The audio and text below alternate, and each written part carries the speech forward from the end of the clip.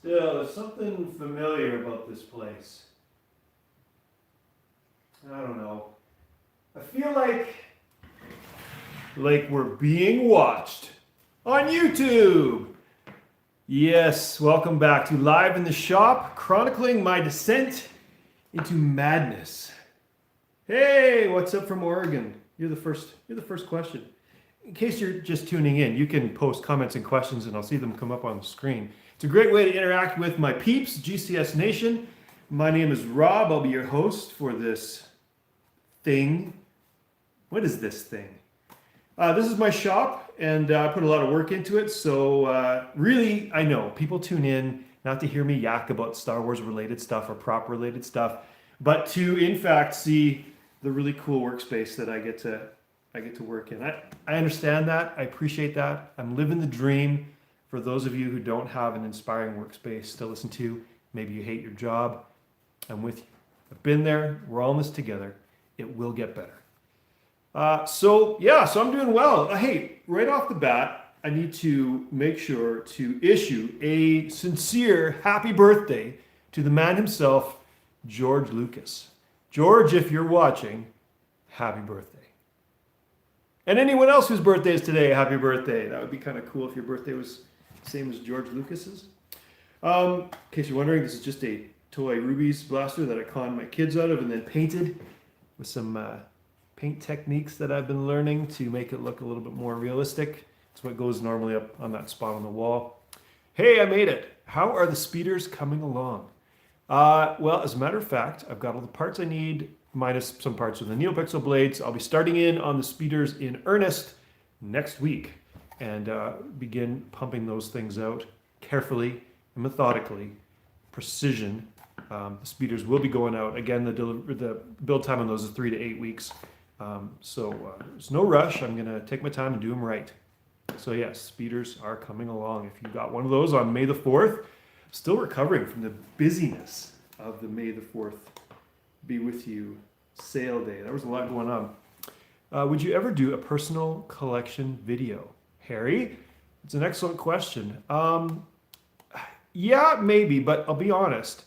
My personal collection is fraught with incomplete projects and imperfections. So you know what? I'm not a real collector. I don't have these pristine collection things to show off. I've just got kind of like a side corner of my shop with a couple of items. But you know, as I build and kind of refine my collection, yeah, I would consider doing some kind of shop collection tour, museum tour, if you will, of the GCS shop. Yeah, lots of stuff to talk about today if you don't have any questions, but I'm really gratified that there are people tuning in, that there are people actually watching my cheeseball intro. I hope that didn't get cut off. I put a lot of thought into that. Tweeted a photo of you the other day of my Corn Horn inspired hill. Yes, I saw that. I really think it's cool that other people have taken the whole Corn Horn idea and run with it.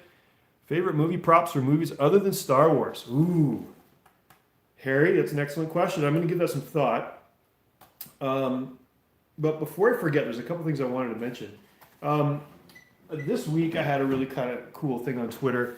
I don't know if this is a thing to you, but sometimes you tweet out questions to people that you view as celebrities or people of importance, and when they answer back, it's really cool. And Phil Sostak from the Lucasfilm art department actually answered one of my questions. This is the second time he's answered one of my questions, so I kind of feel like this is now a legitimate bromance between artists and prop people. I'm kind of kidding about that. I have no danger that Phil's probably not watching, but if you are watching, mad respect, Phil, to what you do and the people you work with. But anyways, he had posted something about these really cool desert design tech props in one of the films, and I inquired as to what in the world the things are that are like that. Almost look like moisture evaporators from Tatooine that are hanging from the ceiling of the white room on Kylo Ren's Star Destroyer in Rise of Skywalker. I kind of thought they were an interesting prop. So I asked him, what are they called? What's their function? Because oftentimes when you're working with props, as you may know, you come up with a story. What's this? Hey, hello from Australia, Jack. Thank you for tuning in. Australia. Oh, let's go. I'd love to go there. But these props that hang from the ceiling, Phil didn't know what they were. He just called them gack. Just random tech, which got me thinking, GAC. So I kind of tweeted him back, is that an official term? And I mean, maybe you knew this, but I didn't know this. I'd heard the term Greeblies or Greeble before. That was a kind of a little piece, an odd end that had no particular name or description, that was used to sci-fi a prop that came about in the original Star Wars. The term Greeble or Greebly we use all the time. GAC apparently is a bunch of Greeblies to make something tech related. His example was the kind of the edge around the Falcon. There's a whole bunch of stuff. It's very busy. GAC. That's what it's called. That's the coolest thing I've learned all week. Plus, someone answering my questions. So yeah, get your GAC on. Enjoy my GAC. There's a lot of GAC. A lot of GAC going on. In fact, I think this live broadcast might have the most GAC of all of them. I'm just saying. Which is kind of cool. My first question to Phil was back about, actually it was to Matt Martin, about the ZZ decal that you can sometimes see on Rebel starfighters, and it was on the Snowspeeder, X-Wing, the E-Wing in Rogue One. So I kind of thought, well, that must mean something, and I wanted to put it on my shop somewhere. I wanted to know what it meant first, like don't step here, or like, this is where the water comes out, or I don't know what it means. Somebody must know what it means. Nobody knows what it means. I mean, Phil would know, didn't know. Somebody back in the 70s probably had some idea of what that meant, and it just became this part of Star Wars decor ever since. Anyways, I'm yakking. I'm missing a bunch of questions. Is there a list of minor changes? Again, I'm going to point out, if you ask a question and it's a really long one, I may not be able to read it in time before it disappears. Someone's asking if there are a list of customizations I would do to Sabers that wouldn't require waiting for a year or two on the custom work list. Really, the rule of thumb is, if it's offered in the drop-down menu on my website, lightsaber, blade color, anodizing or not, that's it. If it's not listed, if it's something other than that, then yes, it would require a custom work list. Unless it's something really, really minor, like please don't put a cover tech button on mine, that we can work with. When I say we, it's the royal we. It's me and Gonk, and periodically when my kids were in school, it was my wife making boxes. That's the we of Genesis Custom Sabers. It's all here. There's no minimum wage Jawas working in the back. It's all me. I'm the mail boy and the CEO. Do you read Star Wars novels and comics as well? Carter, I can tell you're new here because I go on and on about the expanded universe. Now, I'm not so much into comics, and when I mean not so much, I kind of mean not at all. But I am into the expanded universe novels, and they're not all great, but I mean, anything written by Timothy Zahn, Michael Stackpole, Aaron Alston, awesome. So yeah, start with the Thrawn trilogy and go from there. I'm a big fan of the expanded universe. Have you heard about the Verso soundboard? If so, what do you think? I have heard of the Verso soundboard. Spicy. I have no idea what to think because I've not tried it out. As you may be aware, there are a lot of soundboards out there. And I've mentioned this before. I stick to Plector Labs stuff exclusively for a couple of reasons. One, I have a long-term relationship with Irv at Plector Labs, and I work with them on research and development. And two, I don't have the time or energy to try to learn another board and introduce it and play around. I just go with what works, and I try to excel at what I know rather than trying. I would rather be a master of one or two things than just be adequate at a bunch of things. That's probably the best way to describe why I'm not uber familiar with some of these other boards and things. So yeah, answers your question, I hope. Standard weathering is an option to your production line sabers. It depends on the saber. Some of the ones, if there's a really cool anodizing option that presents itself that I could do consistently, I might offer that. So yeah, so the short answer to that is yeah, that I'm thinking about it. I don't know if that's going to be an option sooner or later. What do you think is the ugliest saber hill design in the films? Love to draw. The ugliest saber design in the films. Wow, I don't know. What do you think is the ugliest saber design in the films? If I was to narrow it down, I don't know. Different ones are ugly for different reasons. I never liked the Sidious hilt. I never really liked Kit Fisto's style of clan hilt with the multiple ridges. I wouldn't say it's ugly. I think it fits with an era. I think as Cities Hilt, the design fits with an era. It's this Sith art, beautiful classic, pride piece, which makes sense. I just didn't really like the design. Probably, I don't know, Yoda's maybe. Yoda's is never really thrilled with that one. But you know what? Here at GCS, we don't like to focus on the negative. We're going to focus on the positive, the things we love, not the things we hate. Speaking of things we love, I'm going to ignore Mace Windu's. I kind of like Mace Windu's. Speaking of things we love, I'm going to ignore the questions for a little while. Some of you may have noticed this, and some of you may know I have been working on a Trooper Trent from the Replica Prop Forum Jedi training remote, and I just finished the weathering. I still have some things to do, as you can probably tell. I just wanted to give a shout out to Trooper Trent and anyone who, I don't know if you can even still buy these anymore. I kind of worked out a deal in a trade and got this, and I love it. It is, not only is the prop and the kit, it's a kit, really well done. The series of instructional videos that Trent provides, it just methodically not only go through all the details of how to craft it bit by bit, but also a lot of history and learning about the nuances and details of the original prop. I mean, you can go look up reference images and things like that, but kind of what their terminology is called, without doing like pages and pages of reading, you can get a crash course in kind of a lot of the details of the training remote. And I'm choosing to do mine. When I finally show it off, I may explain it. I'm not going to do mine as a dead-on replica, and the reason is the original, which there are some really good images of, is never designed to be a close-up prop. It's designed to be like a 10-foot prop, and so close-up, the details are such that I would have done it better if it was going to be a close-up prop. Obviously, the prop makers knew that it wasn't going to be a close-up prop, so they didn't need to spend a whole lot of time on it. So I'm going to spend time on mine. Early Trent said he'll be stocking up more training remote kits. Okay, excellent. Thank you for that comment.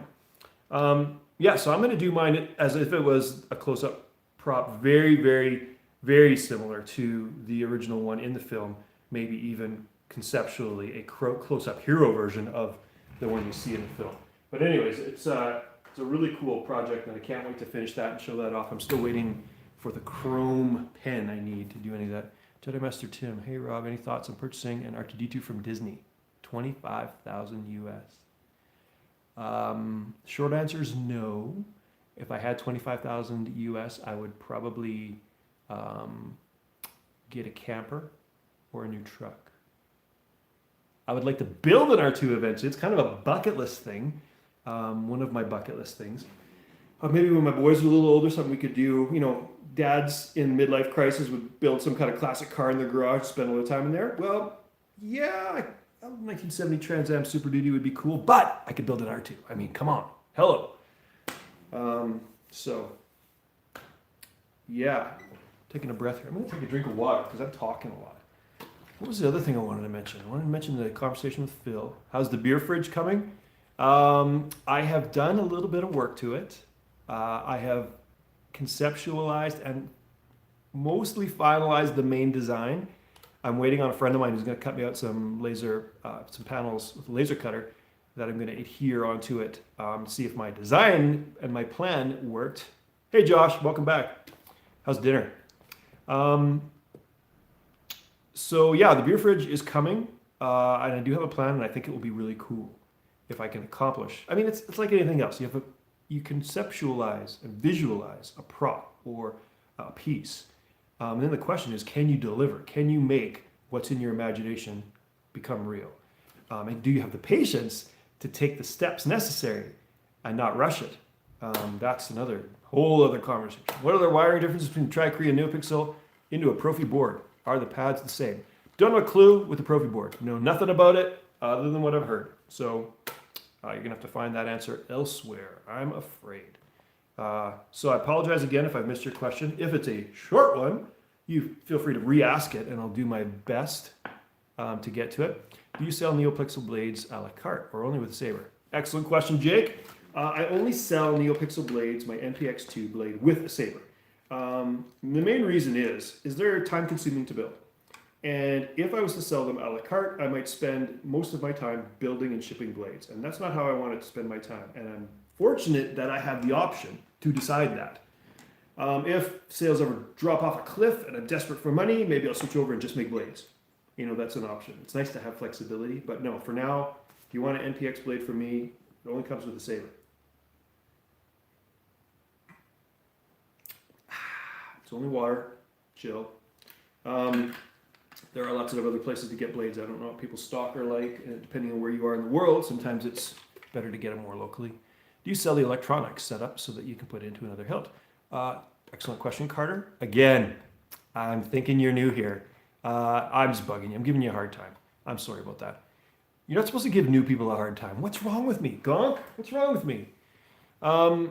No, I don't sell electronics. I don't sell parts. That's the Custom Saber shop. And I know they're working on to make kits that are as user-friendly as possible. And there's always thinking going on at the Custom Saber shop. So parts and kits will be available there. Favorite episodes, characters, props from Rebels. I'm not going to go negative and tell you about how much I don't like the helicopter blades and I don't like the staple gun. I'm not going to do that. Kind of just did. But what I love about Rebels, I love the ghost. I love the sounds of the ghost. I love the ghost look and feel. It's very reminiscent of what I love about the Falcon, but yet a completely different ship. I love the World War II bomber nose and the sound of the turret guns. I love Hera as a character, the pilot, the ace pilot. You gotta have an ace pilot. Wash, a little memory to you, Wash. Soar like a leaf, buddy. Sorry, I had a moment there. Other thoughts, props. I got a thing on my wall that was actually partly, I don't know if you can see it. Oh, let's go over here. Where's that thing up there in the corner? The panel on that was partially inspired by a panel that I saw over Thrawn's shoulder in an episode of Rebels. And I thought, I froze it. Like, I just love the little oval decals and the way that the fringe, the edge of the panel had little notches cut into it that implied that that's where the workings were, that you could get it out. Just thought that was really cool. So just odd little odds and ends. I love that Rebels uses the art of Ralph McQuarrie, original concept artist for Star Wars, as kind of concept art to work with. Ever thought of doing your own Kyle Katarn hilt? I feel like Kyle Katarn's got kind of an established hilt from the fan base already, and so I probably wouldn't mess with that. Hadn't really put a lot of thought into it, really. When I kind of, with the other hilts that I've designed for the expanded universe, I felt like there wasn't one, or I couldn't find one that I liked, and I'm like, yeah, I'm going to design one. But you look up Kyle Katarn's hilt, and there's definitely a lot of imagery there that is kind of already established, so I feel like he's already got one. If that answers your question. This is another Pepe, the probe droid. I call him Pepe. He used to show up at my show. This is a part, I don't know if anybody had this. Who had this toy? It sits on a post. Ignore the flashing light for a second. And you can turn it on, and there's little motion detector things, and it spits out these little discs that you're supposed to block with your saber, and it's really doesn't work very well. Someone got this for me at a garage sale years ago, so I've kind of finished it up a little bit, and I put a sound card in this years ago. Let's see if it works. Oh, it's not going to work. Oh, the batteries are probably dead. Oh, it's trying to start. It's got an old Crystal Focus 3 or something. Oh, see, it's not even booting up. But anyways, I made a partial sound font for this guy that's the Sith Probe Droid. Sound font. Yeah, if the battery's almost dead, it does not want it. Hey! Oh, no, it's not booting on me. Anyways, it makes the probe droid sounds, and I was thinking last minute, I'm like, hey, I'm going to pull that down, and I'm going to show you guys how that works. Come on, work on it. Yeah, I think the power's too low. Anyways, so it's motion sensitive, and I could probably put a better sound card in there. I probably should put a better sound card in there. But just another example, further to my tie recently, that you can put a sound card on all kinds of toys and make them functional. And even though I'm an introvert and I like working alone, it's nice to have droid companionship in your shop. different personalities. Yeah, Josh, you remember working with like the Crystal Focus version 3. Now I don't even have a proper battery in there. I think I have 4As or something like that. That's why it doesn't want to boot on me. But I've got a couple extra Crystal Shard 4.5s and things that I should really put in him so that when I pull it out and try to demonstrate it, it actually works. But hey, it's live. We're live. Things go wrong when you're live. But actually, now that I'm thinking about it, there's actually a couple of cool sounds I did for that maybe next week I'll show that. Hey, Jedi FX, Saber Sounds, thanks for helping me. You are welcome. Had some email conversations about Soundfonts. Favorite non-Star Wars props? Harry, I think. Did I start talking about that? I meant to answer that earlier. Yeah, I don't know. What do you think of light whips? I don't know. It was in the story, Darth Bane, of course, the light whip. Not sure what I think. Of course, it also factored in elsewhere in the expanded universe. I can't remember who it was. Somebody in the Luke Skywalker era. Some Sith chick that was half rebuilt cyborg. Tried to corrupt, ended up succeedingly in corrupting Jason Solo towards the end of whatever that series was, light whips. I don't know. It depends what you would do. Lumia, that's right. It depends what you would do with it visually. I think would be really cool. It's a cool concept. I don't know. Depends on the execution. Non-Star Wars props that I really like. Nothing's popping into my head. There are some. I just can't think of what they are at the moment. Do I have some kicking around here what's non-Star Wars? Those are Nerf guns. I thought I had something recently that was in my head that I was thinking about. Anyways. Fate of the Jedi, yeah. So yes, non-Star Wars props. I don't know why I'm drawing a blank. There are lots that I really like. Got to work on some for a film that I'm not allowed to tell you about yet. That I'm just kind of get to that at some point. Really cool. In your opinion, is it possible to make a living selling sound fonts? Brett? No. Well, I mean, maybe if you want to live somewhere where the cost of living is like stupid low and you could own a house for $20. Or your sound fonts are just so popular that you make a ton of money. I don't see that being I don't know what other people are making on their sound fonts, but based on what I'm making, no, I can't see a full-time job out of that. These are great questions, though. All over the map. Anything else? What was the other thing I was going to mention today, too? Oh, big thing we need to talk about. So everybody kind of chill for a second on the questions, because let's pool our thought into Mandalorian Season 2. Because they made a bunch of announcements over the last week. I mean, we knew Ahsoka was going to factor in. I hope not too much. Although they did leave Ahsoka's and Ezra's story kind of open-ended at the end of Rebels there. So I can see something working out there.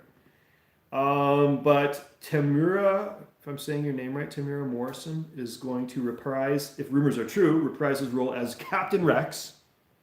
Very cool. And Boba Fett. Now, I gotta say, I confess myself disappointed. I put out a poll on Twitter because it was obvious to me. Who are you more excited to see in Season 2 of The Mandalorian, Boba Fett or Ahsoka Tano? Ahsoka Tano, 60-40? Really? Okay, I'm going to rant here. These opinions are my own. Nothing against Ahsoka. You know I'm not thrilled with the character, but she's had lots of time and all kinds of things. Why do we need to beat every new Star Wars thing with Ahsoka Tano stick when we finally get to see, potentially, canonical evidence that the Fett lives? That he crawled his way out of the Sarlacc and he exists. And he's going to factor into Star Wars again on some level. I don't understand how Star Wars fans are less excited about that. Come on! Really? Oh, I am very excited. And I called it. I said when The Mandalorian started, everybody's looking in the background. Oh, that armor, that looks like he's got the yellow. Maybe that's Boba Fett. Everyone, and I'm thinking, you know what? They're gonna they would be stupid not to work Boba Fett into this show somehow. Looks like we're going to get Boba Fett, peeps. Boba Fett! I'm excited. I'm very excited. So a lot of people have been commenting, and I've been just started geeking out and missing that, having a moment here. What's your favorite John Williams theme? Ooh, that's I don't know about a favorite. There's lots I like. Old Star Wars and new from John. I love John Williams' work. James Earl Jones was seen at Skywalker Ranch recently. I didn't know that. Jedi Temple Guard. That can only bode well. Yeah, you never know. I mean, I would be supremely disappointed if the Boba Fett reference in Mandalorian Season 2 was some flashback. Some flashback to pre-Return of the Jedi when Boba Fett interacted with... George Lucas has gone on record saying that in his mind, Jango Fett and Boba Fett were not Mandalorians. Now, I don't know if the whole idea that the Mandalorian is not a race but a creed now opens the door to make Boba Fett a Mandalorian again. There's a lot. There's a lot that I'm excited to see where this will go with. Kitster, I can't remember the name of the actor, is going to play Kitster in Mandalorian Season 2. Do I like the prequels? Yes, I do, Paloma Lahaz. Someone asked about the New Republic or the High Republic. I'm cautiously optimistic. That's all I'm going to say about it right now. I don't really know. And I'm out of breath from being so excited about Boba Fett. Yeah, Kitster. I kind of made a joke on Twitter recently that all the Q-tips used in the crowd of the pod race at Phantom Menace are going to be reprising their roles in The Mandalorian because everyone else is getting into The Mandalorian. If not done right, it could forever ruin Boba Fett. Yeah, but I mean, you could say that about anything else. And really, Dave Filoni and the gang doing name escapes me, producer Jon Favreau. Are really, I think, if anybody is to handle Boba Fett, given recent Star Wars, it would be them, in my opinion. So, handle Boba Fett well. Favorite episode of Mandalorians? I love the last two with IG-11 coming to the rescue. He rocketed up to my top 3 favorite Star Wars droids of all time. Of course, R2. Hands down. R2 is the top. HK-47 from Knights of the Old Republic. And now IG-11. My top 3 favorite droids of Star Wars. K2SO is knocking on the door, but I was hoping he would be a little bit more HK-47-ish. Prison Break episode, yeah, that was cool too. I'm sipping my bone broth. Funny story, after watching The Mandalorian, I actually got from Costco this concentrate that you can mix bone broth. And I've been making French onion soup and telling my boys that it's Baby Yoda bone broth from The Mandalorian. And initially they liked it, but they don't like the onions, so just the bone broth. Boba is just cool paint job, cool ship, nothing more, nothing less. Harry. Okay. All right, I'm gonna bite on that. I know that's bait. Let's have it out. Consider this. Intentionally, from the films, Boba Fett was a small-time character. But let's focus on this for a second. In the 40 years since we've seen him on film, no actual canonical character has inspired the imagination of storytellers, artists, prop makers, designers, video game creators. Nobody more than Boba Fett. So something about that character captured people's imaginations, which is the success and the brilliance of George Lucas. Happy birthday, George. I know I said it already, but I'm getting old and I repeat myself. No character has done that. He's created, the fans have made Boba Fett an icon. That's the bottom line. The fans have made Boba Fett an icon of Star Wars. And The Mandalorian, Jon Favreau and Dave Filoni, hopefully are recognizing that and capitalizing on that. And maybe undoing some of the damage, shall I say, that's been done with some of the films. No disintegrations. Was that, by the way, was that in the film a reference to Owen and Beru Lars? Huh? When they're talking about Han on Bespin, you know, and he points at Boba Fett, Vader does, and said, no disintegrations. Was he talking about Owen and Beru? Were those the disintegrations of which they were speaking? Maybe, perhaps we'll never know. Do you consider Boba a real Mandalorian or just a bounty hunter that uses their armor? George Lucas considers him a bounty hunter that uses Mandalorian armor. To me, if that's the case, if he repainted his dad's armor, why did he put the mythosaur on his armor if he wasn't a Mandalorian? Unless he was saying to the Mandalorians, come at me, bro, which, given what I know of Mandalorians, is probably not the kind of thing. You're not going to go downtown wearing the gang colors of the other gang. Like, not smart. So the only explanation to me that makes sense is that Boba Fett was a Mandalorian, identified with Mandalorian, maybe not to the extent of the creed that we're learning about now, never take your helmet off, blah, blah, blah, whatever. Obviously, there are other Mandalorians. Oh, speaking of which, Mandalorians who take their helmet off, Bo-Katan, Katie Sackhoff, is going to be in Mandalorian Season 2. Another major announcement. So Bo-Katan is going to be in. There's a lot that could go really, really well with Mandalorian Season 2. And hey, we're being optimistic here because we're all about positivity at GCS. So we're being positive and choosing to believe that things are going to be awesome. Okay, how's that? Did I rant? Was I ranting a little? I felt like I was ranting a little. Is that okay? So now you can switch that off. We can still talk about the Mandalorian Season 2. It's been half an hour already. We can switch gears and talk about something completely different. So I'm going to sit here and I'm going to look at the questions and I'm going to pick one that's really ripe to run with. Are there any new Jedi Order hilts you'd like to give a face to? I've been asked this question before. Nothing pops in my mind. When I read it again, something sticks out.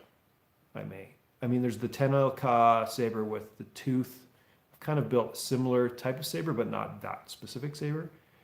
It's to be Rebel Season 5. You think so? You think Mando Season 2 will be Rebel Season 5? I don't know. They bring back Ezra. Obviously, they need to find Baby Yoda's people or some kind of Force sensitives to continue the quest. The quest has been set. Do you think Jon Favreau and Dave Filoni are using the EU as the inspiration for Season 2? I know they are. Well, I don't know they are. We don't talk on the phone. We're like, hey, but they've gone on record, at least Dave Filoni has said, of being a avid fan of the expanded universe, and that hasn't really worked its way into Star Wars work that he's done as he's gotten given more authority, more rope to hang himself with. I think he's going to use the EU more. Kip Duran's lightsaber. Actually, I have a sketch in my sketchbook that was the beginnings of Kip Duran's lightsaber that I abandoned and ended up becoming. What was the name of that saber? It was the first one I did with an unscrew kind of crystal. Before the Desert Dragon, it was of that type. Or maybe it was the Desert Dragon. Anyways, there was a design, and it kind of ended up coming out that way. I just didn't think Kip Duran would have bone in his saber design, and I wanted to put bone in that saber design, so I went off on that. We need more people making Ahsoka's curved hilts from Rebels. You should start making them. I can't see who you are.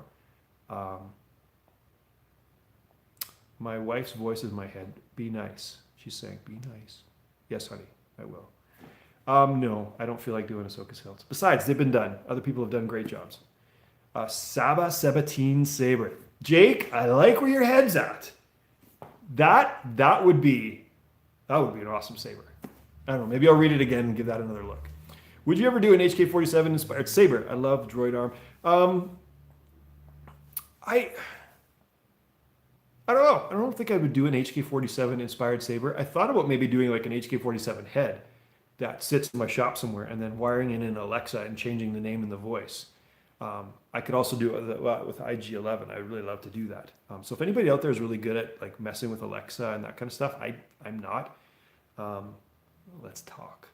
I'm going to try to build an IG-11 head out of found parts. I know you can get 3D printed exact stuff, but I'm actually going to try to find flower pots and funnels and drill holes and try to make a facsimile of IG-11's head and then what to do with it. Something cool. Favorite trooper armor? I don't know. I don't have a favorite trooper armor. I like them all. Or most of them. No, it's not. I don't like them all. I like the classic ones. Ever play Final Fantasy? No, I have not. Never got into that. How would you redesign Ezra's first saber?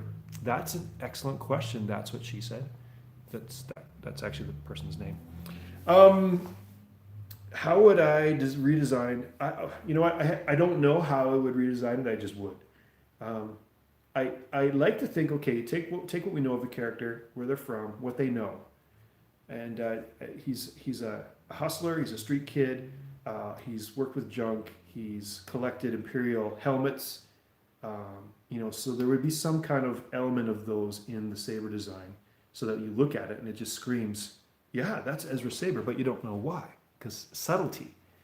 I'm a big fan of subtlety. Great big fan of subtlety. I missed some other questions. Jason Solo, Ben Skywalker's lightsaber hilt, maybe. Ben Skywalker would be a cool project too. For gear, Tahiri, that would be another one. There's lots you could work with there. Yeah. Jason. Yeah, I'm glad you corrected that because I'm like, something tweaked in my head. I'm like, that's not right. Lobaka's wooden hilt. I haven't messed around with wood. Others have. Baby Yoda hilt with inspiration from Mando. I don't know. I don't think Baby Yoda's going to be wielding a lightsaber anytime soon. It is interesting, though, that when 900 years old you be, does that mean you're a baby for 200 of those years? I don't know. 50 years old. Dark Lady and Anya Kuro. It was kind of plant-inspired. I'm not sure. Is Irv working on CF11? I don't know any details about that, but he's always working on stuff. However, he has recently said that, well, not recently, I mean, the whole point along was that Crystal Focus 10 was designed in such a way that there are years, there's the potential of years of new programming and new elevations to add to Crystal Focus 10. So I imagine we're going to be doing that for some time. A new firmware release would, is something that you'd probably be looking to more than a Crystal Focus 11, from the little that I know. I missed some other questions there that were really, really good. I'm assuming they could have been horrible. I really don't know. Got my igloo surrounded this year. Papa Cheese, are you making Canadian references? Canadians are not always polite, and we know how to wield a hockey stick. I'm not gonna, whatever. So, unless you guys want to talk about anything else, and again, I've missed a bunch of questions. I'm gonna wrap this up soon. So, any bucket list hilt designs you want to build? We're tolerant. So, Papa Cheese, are you a Canadian? Are you, brother? Are you? Tolerant is a funny word. Oh, I missed a bunch there. Somebody wrote something way too long. Do you like Indiana Jones? Yeah, sure I do. Yeah. Do you prefer Neopixel or high-powered LEDs? I get asked this a lot for different things. Neopixels for most things and high power for fighting. How often do you see beavers? Not very often. Where I live, they are here. I have seen them. Not very often. Grizzly bears periodically. Use them Vong hilt? I don't know, but why am I? Jason, Jaina, and Ben. No, Jason, Jaina, and who was the younger brother that died in the Yuuzhan Vong War? He used a Yuuzhan Vong crystal in his. So why am I drawing a blank here? Anyways, he used the Yuuzhan Vong crystal in his saber. Anakin Solo. Anyways, that would be another hilt that would be interesting to do. Yes, thank you. Thank you, everyone. Thank you. I figured it out. Any interest in ball hockey? Yes, I used to play ball hockey all the time. Ball hockey is hockey in a gym floor with a really hard ball and same amount of fighting. Yeah, I love ball hockey. I haven't found a place around here you can play.